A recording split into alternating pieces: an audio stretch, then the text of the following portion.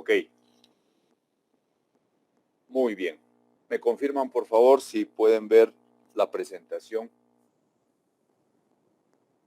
Sí, profesor. Gracias. Entonces, ya hemos visto muchas consideraciones en lo que es pastos, forrajes, tanto en campo como en las teorías, pero es importante conocer respecto al crecimiento de estas gramíneas y leguminosas forrajeras. Para ello es bueno que ustedes sepan que hay en las pasturas, y no solo en las pasturas, en general, cuando hablamos de plantas, hablamos desde multiplicación vegetativa y una reproducción sexual, fíjense, ¿no? Esta mayormente se da de manera general en la mayoría de especies de plantas. Para este caso vamos a centrarnos en el tema de gramíneas, ¿no? Lo cual se da estas dos fases, vegetativa y reproducción sexual. Muchos de ustedes habrán escuchado en su momento que dicen, oye, sácate de ese arbolito de repente una parte o una ramita y vuélvelo a sembrar, y crece la planta. Lo que se llama esto es la multiplicación vegetativa, ¿no? Esa es la primera fase. Y se conoce también con el nombre de reproducción asexual, ¿sí? O regeneración vegetativa, porque hay plantas que tienen esa capacidad, ¿no? Que se pueden reproducir, ¿no? Asexualmente a partir de una célula o de un tejido o un órgano de la planta madre, ¿no? Puede ser raíz, tallo y etcétera. Entonces, yo sé que muchos de ustedes en algún momento han visto, han escuchado este tipo de multiplicación vegetativa. Entonces, se da en las gramíneas, se da también.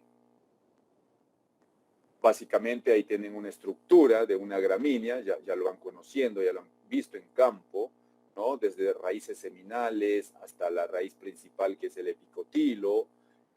También tiene raíces adventicias, que estas raíces adventicias, digamos de una otra manera, son las que llevan los nutrientes del suelo, ¿no? Con mayor efectividad hacia la planta. Genera vainas foliares, macollos, ¿no? Pasando a la reproducción sexual de las gramíneas, básicamente después que ha terminado esta regeneración vegetativa, se inicia con una elongación, o sea, con un alargamiento del tallo, ¿no? Y eso ya genera para entrar a 3 fases de reproducción sexual. La fase de las yemas, donde los nudos de las gramíneas se alargan, ¿no? Nudos y entrenudos. Y en el ápex de la planta aparecen yemas que son los esbozos de las espiguillas ya, ¿no?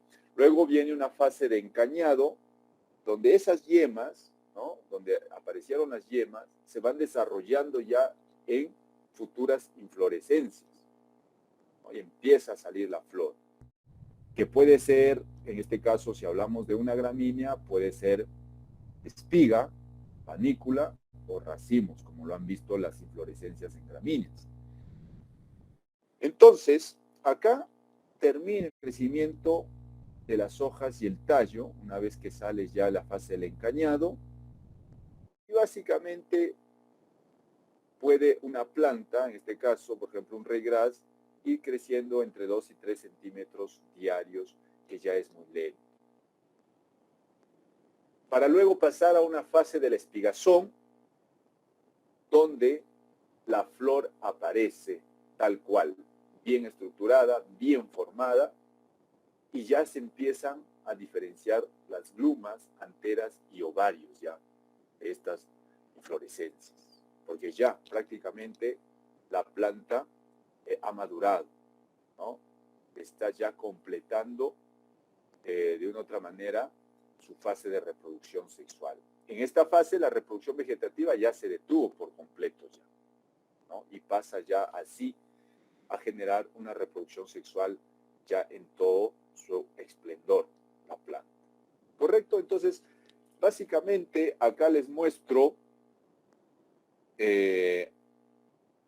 las etapas y los estados, cómo va en el proceso la planta. Miren, decíamos que la fase vegetativa o reproducción asexual generamos un brote o emergencia de plántulas, ¿no?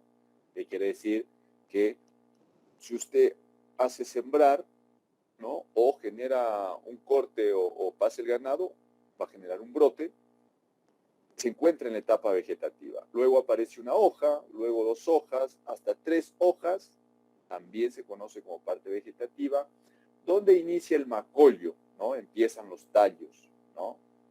Se alargan, ¿no? Hay un inicio de elongación, como decíamos, y es ahí donde básicamente pasa la etapa vegetativa. La etapa reproductiva, ¿no? Observamos en una gramínea ya desde un nudo a 2 nudos, ¿no? Aparece la última hoja, ¿no? Aparece la espiga o panícula y básicamente ya todas las plantas generan espiga. Para luego pasar ya a la maduración, donde básicamente los granos de la semilla están bien formados, estructurados, pero pasan, incluso este grano de semilla pasa por diferentes etapas, como son el estado lechoso del grano, el estado pastoso, estado semiduro del grano y estado maduro del grano, que es ahí recién, si en caso ustedes quisieran producir semilla, tendrían que cosechar, ¿no? Estado maduro del grano, para semilla, ¿no? Para semilla. No podríamos pretender sacar semilla si el estado está pastoso del grano. No va a crecer nunca esa semilla. Tiene que cumplir toda su maduración y ese grano estar maduro. Si tienen alguna pregunta, alguna duda, me lo hacen saber, por favor. De igual manera, las leguminosas, ¿no? Desde luego, desde su estructura como leguminosa, lo generan también una reproducción vegetativa o asexual y también reproductiva. Tanto en gramíneas como en leguminosas se da ambas reproducciones, ¿sí? Ya ustedes conocen un trébol, una alfalfa, lo conocen muy bien, ¿no? Ahí sabemos que básicamente en las raíces, por ejemplo, de una leguminosa encontramos nódulos, ¿no? Estos famosos nódulos, y también incluso la mayoría de leguminosas encontramos la famosa corona de la raíz, ¿no? Donde se encuentran las yemas axilares, ¿sí? Las yemas axilares.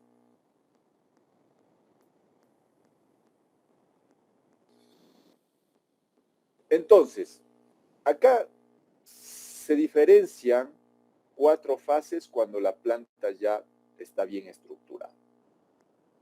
Aparecen los brotes, por ejemplo, se generó, digamos, un corte o un pastoreo, aparecen los brotes y estos se originan a partir de las yemas existentes en la corona de la raíz. Desde ahí nacen los brotes. ¿Por qué? Porque es ahí donde las reservas se han acumulado.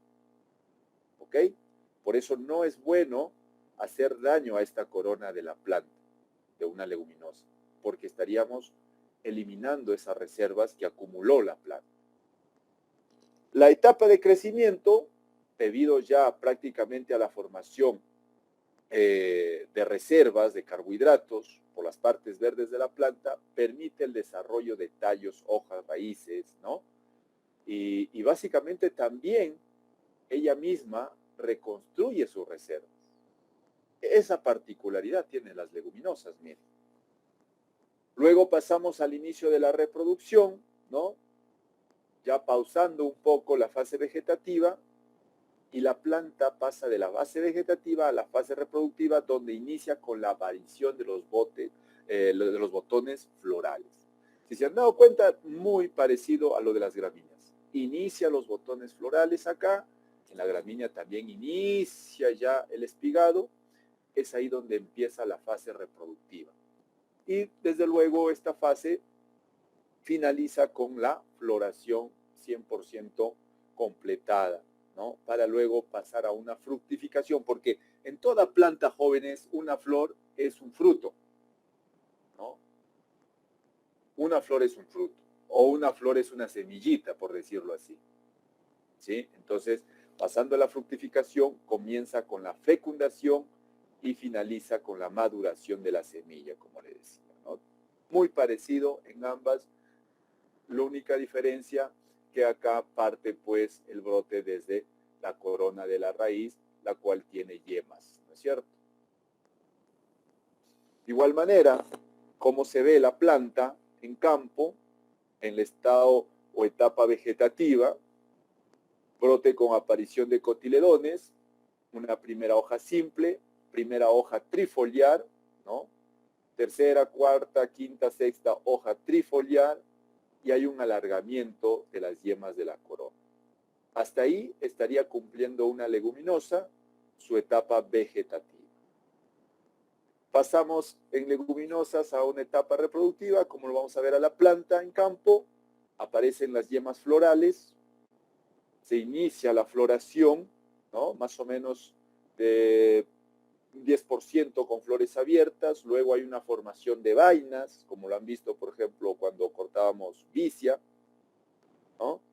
Ya la inflorescencia presenta pétalos secos y quedan vainas en formación. Y por ende, lo último, inicia la maduración, ¿no?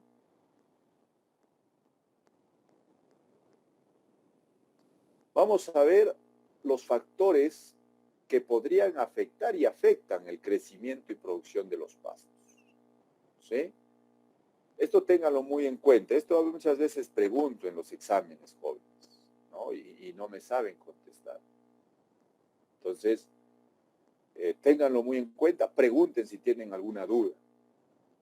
Y empezamos el factor fundamental, el factor demandante de todo, los factores climáticos, ¿no?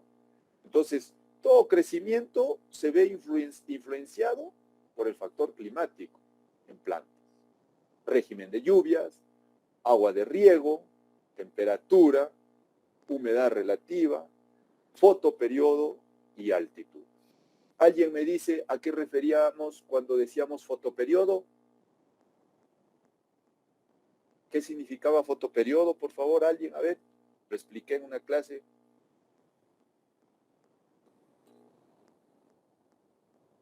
Googleen. A ver, ¿qué es el fotoperiodo? A ver, alguien, a ver. Ya lo habíamos explicado.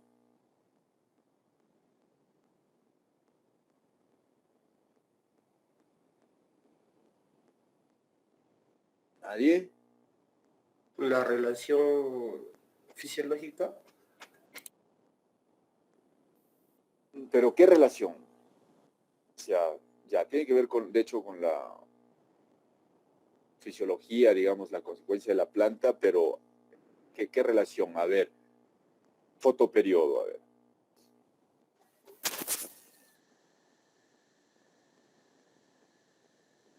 ¿Qué vendría a ser el fotoperiodo? Es el proceso en donde se utiliza el número de horas de la luz que hay en todo el año. Claro, no necesariamente de todo el año, pero el fotoperiodo es el tiempo, ¿no? Como dijo su compañera, horas luz por día, ¿no? Horas luz por día, básicamente es el fotoperiodo. Hay muchas plantas que se rigen a este fotoperiodo, dependiendo de sus características genéticas, ¿no? Y de comportamiento, que son más exigentes en horas luz, por ejemplo, y a otras que no. ¿Se dan cuenta? Entonces, tiene mucho que ver el fotoperiodo en el crecimiento de las plantas. O sea, las horas luz por día tiene mucha relación en el crecimiento de las plantas. ¿Ok? Muy bien. Pasamos a condiciones del suelo, un factor muy importante y ustedes ya lo saben, ¿no? Por ejemplo, la textura, la estructura, elementos esenciales como nitrógeno, fósforo, potasio y el famoso pH, ¿no? Eso tenemos que manejarlo, conocerlo y manejarlo para que nuestras plantas crezcan de una manera óptima.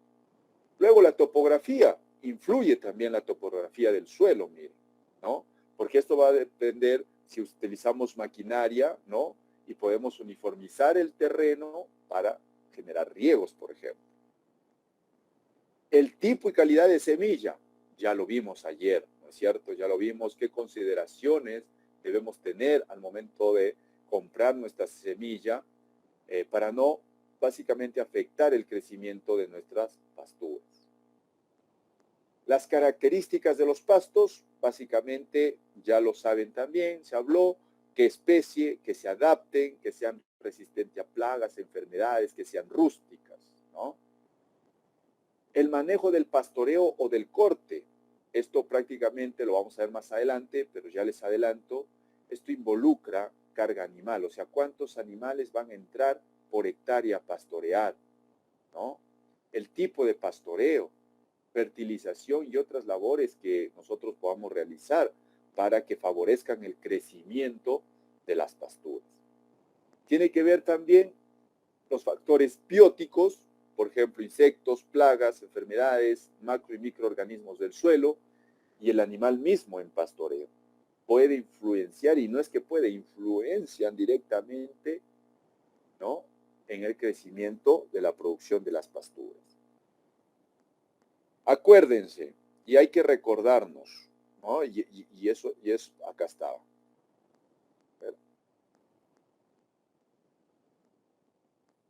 Acá. Ya se habló de esto, vino como pregunta de su examen, muchos lo hicieron y pocos no lo hicieron, o lo hicieron mal. Características de una buena planta forrajera. Repito porque es bueno que ustedes lo sepan, jóvenes. Que sea palatable, nutritiva y digestible, no debe ser tóxica, producir altos rendimientos, perenne y rústica, adaptación al medio, fácil establecimiento. Acá, cuando digo fácil establecimiento, que esta planta sea de fácil germinación, ¿no?, de su crecimiento también no se vea interrumpido y que prácticamente genere una cobertura del suelo. Que esta planta tenga una capacidad para producir semilla, alta relación hoja-tallo, acuérdense que esto es muy demandante hoy en día, más hoja que tallo, deberíamos buscar en pasturas, capacidad para producir heno y ensilado, esto tiene relación con la conservación de forrajes, e incluso ser mejorador de suelo, ¿no? Así como, por ejemplo, las leguminosas, ¿no?, que fijan el nitrógeno del aire, básicamente. ¿Sí? Eso vino en el examen y muchos lo hicieron, pero otros se equivocaron. Muy bien. Entendiendo de manera general el crecimiento de gramíneas y leguminosas, vamos a hablar ya un poco del valor nutritivo de los forrajes, ¿no? Cuando ustedes lleven su curso de nutrición o si por ahí alguien ya lo está llevando, ya sabrán a qué uno se refiere cuando hablamos de valor nutritivo, ¿no?, o composición química de los forrajes. ¿Por qué? Porque el valor nutritivo se conoce básicamente a la capacidad que tienen los pastos de garantizar o no las exigencias o requerimientos nutritivos de los animales de granja. ¿Sí? En este caso, el valor nutritivo, estamos hablando en forrajes, porque si no podríamos decir animales de granja y animales de compañía, en su caso de usted, ¿no? ¿Sí? Entonces, para el mantenimiento, crecimiento, producción y reproducción de esos sistemas ganaderos o animales de compañía también. Entonces, básicamente vamos a ver cuáles son los principales componentes que encontramos en las pasturas, en las plantas forrajeras. Y lo primero que encontramos, hidratos de carbono, ¿no? Después del agua, los hidratos de carbono son los más abundantes en las pasturas y se pueden dividir en estructurales y no estructurales. Los no estructurales son altamente digestibles y forman el contenido de la célula vegetal. Ahí tenemos la sacarosa, glucosa, almidón, fructosa, por ejemplo. Mientras que los estructurales forman parte de la pared celular. ¿Ok? Entonces no se olvide, los no estructurales tienen que ver en relación a formar el contenido celular. Y los estructurales, por eso se les llama estructurales, le dan estructura a la planta, tienen que ver con la pared celular. Acá tenemos celulosa, hemicelulosa y pectinas, por ejemplo, lignina también. Y un dato que les damos acá es que las gramíneas tienen más azúcares o concentran más azúcares que las leguminosas. ¿Ok? Luego pasamos a lo que es las proteínas. Encontramos también proteínas en las pasturas, desde luego que sí. Y esto sabemos, todo el mundo lo sabe, que son esenciales para el crecimiento, ¿no? Reproducción y producción de leche, carne, fibra, etc. ¿No? Las proteínas son claves para nuestro desarrollo, básicamente. Con el crecimiento, ¿por qué creen que a los niños no den en su porcentaje de proteína que es el adecuado? ¿No? Igual es para los animales, ¿no? Tal cual. Dependiendo de la especie y de la variedad, los forrajes, de manera general, puede ir su porcentaje de proteína desde 3 a 25% de proteína bruta o total. Siempre es bueno que ustedes sepan que las leguminosas, como la alfalfa, los tréboles, tienen más proteína que las gramíneas. Luego encontramos grasas, sí, encontramos grasas también en las pasturas, pero básicamente en un bajo contenido y su digestibilidad no es muy importante como valor nutritivo, pero sí tienen grasas. Minerales, desde luego, está determinada por la fertilidad del suelo. Esto sí tiene una relación alta en cómo está su suelo con nutrientes, básicamente es lo que va a responder la planta también en minerales. ¿Sí?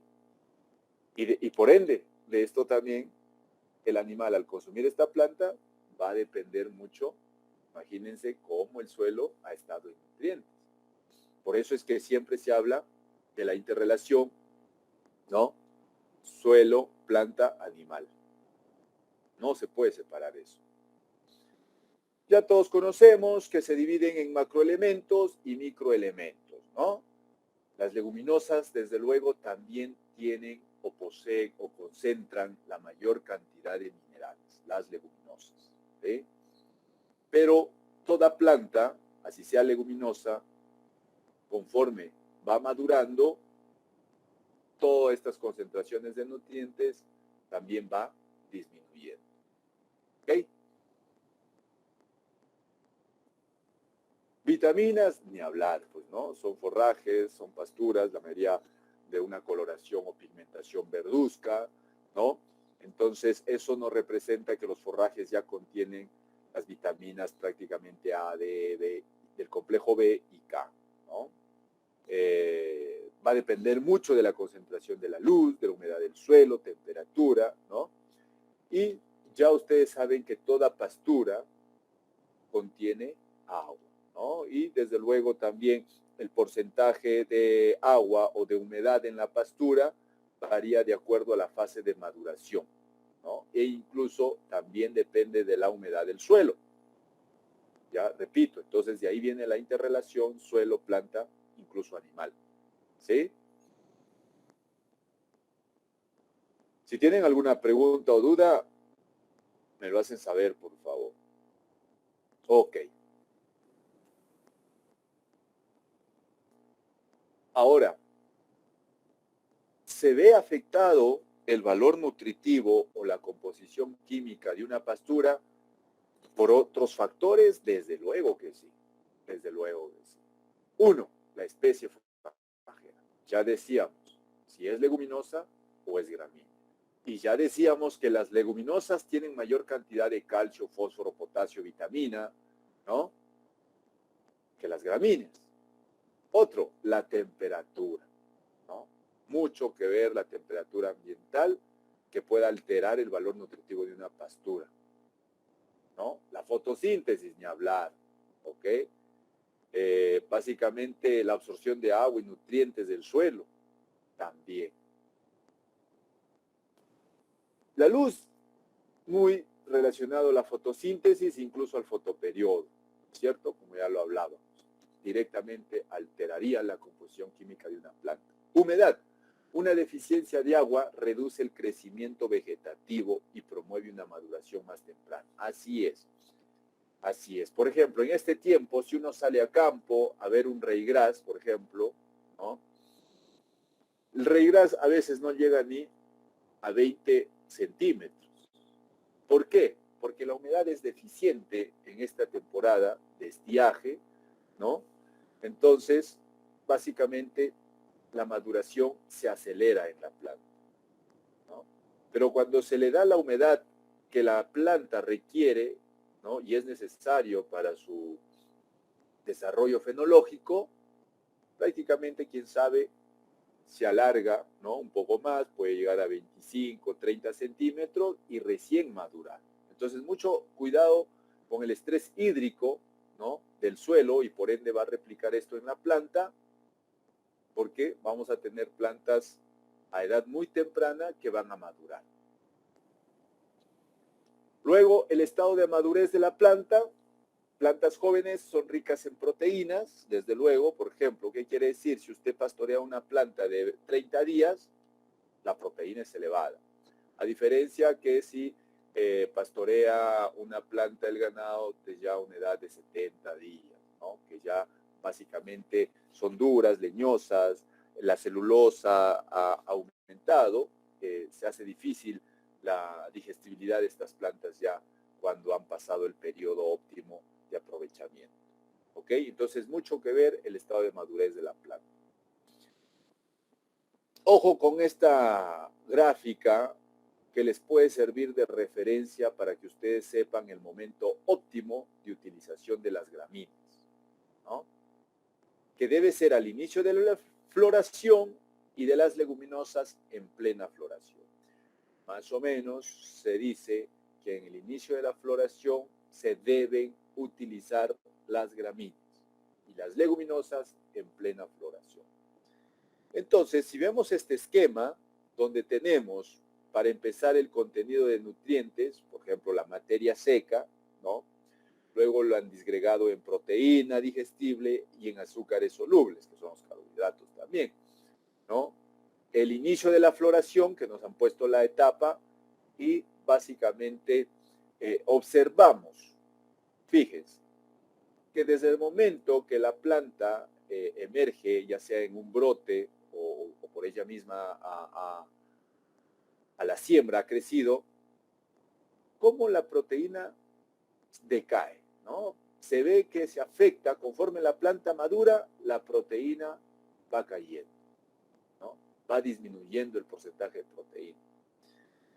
Mientras que al subir los azúcares solubles, estos se van incrementando con la madurez de la planta. ¿Por qué? Porque decíamos, pero ojo, los estructurales, van subiendo los estructurales como la celulosa, hemicelulosa, la lignina, ¿no? Que son fibra. Y por ende, al subir estos, la materia seca también se ve elevada. Pero ya nos dijeron que el momento óptimo debe ser al inicio de la floración en gramíneas y en leguminosas en plena floración. Acá se nota mejor, tenemos abajo el estado de madurez de una planta hacia la derecha, ¿no? Y básicamente observen cómo los carbohidratos estructurales, como la celulosa, hemicelulosa y la lignina, o sea, la fibra, prácticamente incrementa. La digestibilidad de esas pasturas cae, porque la fibra ya no es digerible, ¿no? O es muy baja su digestión. Ligeramente el consumo merma también, ¿no? O se reduce. Las cenizas no casi, digamos, estadísticamente se ven afectadas. La proteína cae y los carbohidratos solubles también caen, ¿no? Entonces, lo que quiere decir que cuando una planta va madurando, ¿no? Más allá de su momento óptimo de aprovechamiento, lo que empezamos a dar nosotros es fibra. Entonces, tenemos que tener esa línea de que las gramíneas al inicio de floración, las leguminosas en plena floración, porque vamos a encontrar un momento óptimo de aprovechamiento de estos nutrientes. Ok. Preguntas, dudas, comentarios hasta ahí. Otra gráfica para que tengan en cuenta de lo que estamos hablando, ¿no? Respecto a los estados de crecimiento, miren. Esto respecto a la composición química y cómo la planta, ¿no? Avanza en su morfología, ¿no? Hacia la madurez. Entonces, como ven ahí, hay 4 fases de estas plantitas. Hay una gramínea y una leguminosa, ¿no? Y pueden ver que las hojas, el porcentaje de hojas se ve alterado, ¿no? Y va disminuyendo conforme tanto gramínea como leguminosa va avanzando su estado de crecimiento, va hacia la madurez, ¿no? De igual manera, la proteína tiene la misma tendencia a disminuir, mientras que la fibra y la lignina, así como el porcentaje de tallos, tienen pues las de incrementarse. Pero acuérdense que la fibra, ¿no? Así la celulosa, hemicelulosa, la lignina, básicamente el porcentaje de digestibilidad es muy bajo. Entonces tenemos que encontrar un momento óptimo para poder aprovechar los pastos. Hoy en día se habla, ¿no? Que el promedio podría estar en 40, 45 días para aprovechar una pastura, ¿sí? E incluso hay estudios que están ya realizando que se debe realizar a los 35 días.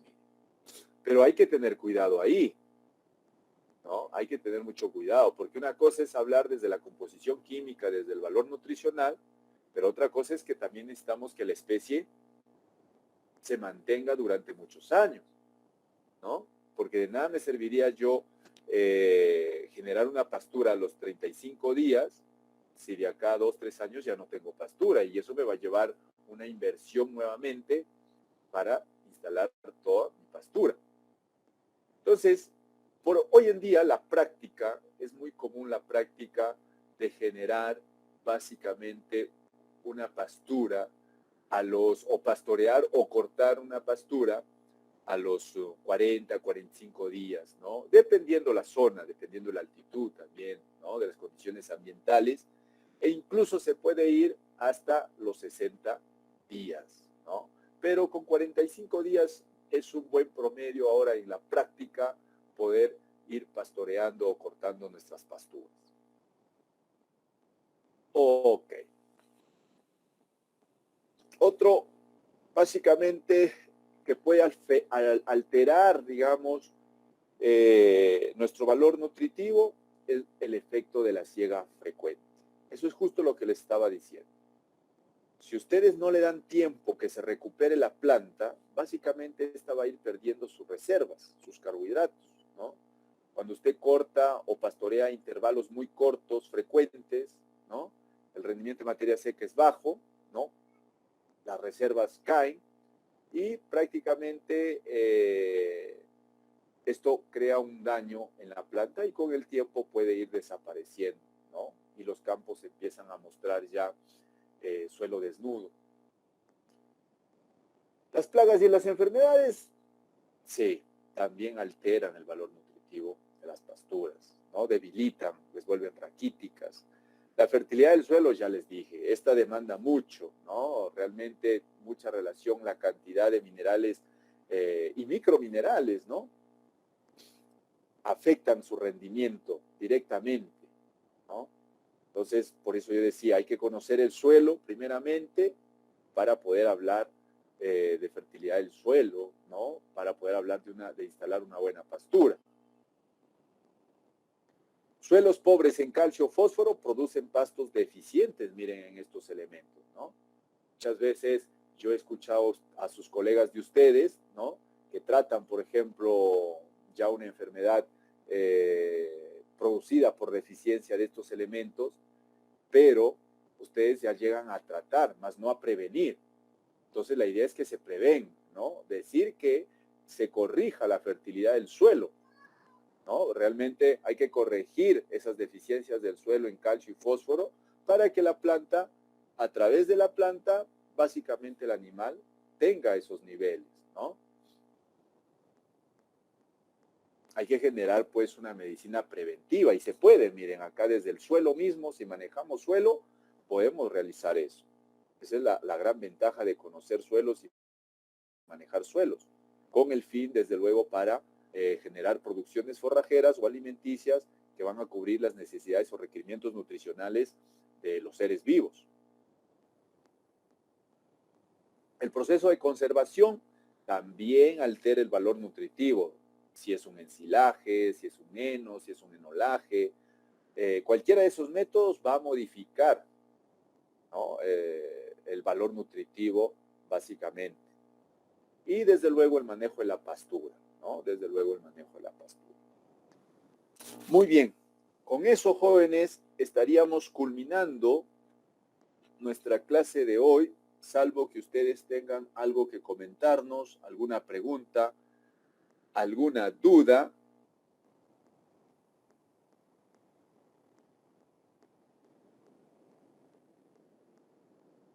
Respecto al tema de ahora o a los trabajos que se les dejó ayer también, ¿no? Y si no hay, bueno, acuérdense que la otra semana todavía la teoría va a seguir siendo virtual y las prácticas va a depender si ya tanto administrativos como docentes solucionan, ¿no? Los problemas que se está teniendo estos días con la universidad. Entonces, si ya está libre prácticamente eso, las prácticas lo vamos a empezar a hacer presencial la otra semana. ¿Ok? Listo. Si tienen preguntas, dudas, si no, jóvenes, yo me paso a despedir. Que sigan teniendo una buena mañana y ha sido un gusto y gracias por asistir.